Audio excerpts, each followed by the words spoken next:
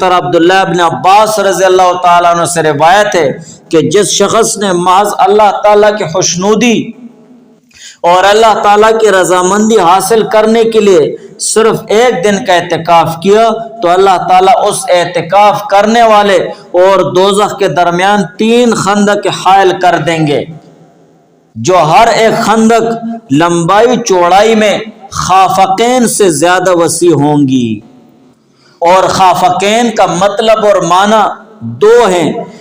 ایک معنی اور مطلب یہ ہے کہ جتنا فاصلہ مغرب اور مشرق کے درمیان ہے، یعنی جو 3 خندق اعتکاف کرنے والے اور جہنم کے درمیان اللہ تعالیٰ حائل کر دیتے ہیں تو ان میں سے ہر خندق اتنی لمبائی اور چوڑائی میں ہوگی کہ جتنا فاصلہ مشرق اور مغرب کا ہے۔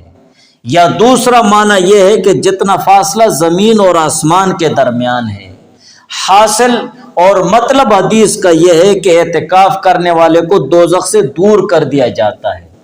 جب ایک دن کے اعتکاف کا یہ حال ہے تو جو مومن مسلمان ایک دن سے زیادہ دن اعتکاف کرے گا تو اس کو کتنا اجر ثواب ملے گا، اور جو پھر رمضان کے آخری عشرے میں آخری 10 دنوں میں اعتکاف کرے گا تو اسے کتنا اجر ثواب ملے گا، اس کا پھر ہم خود اندازہ لگائیں۔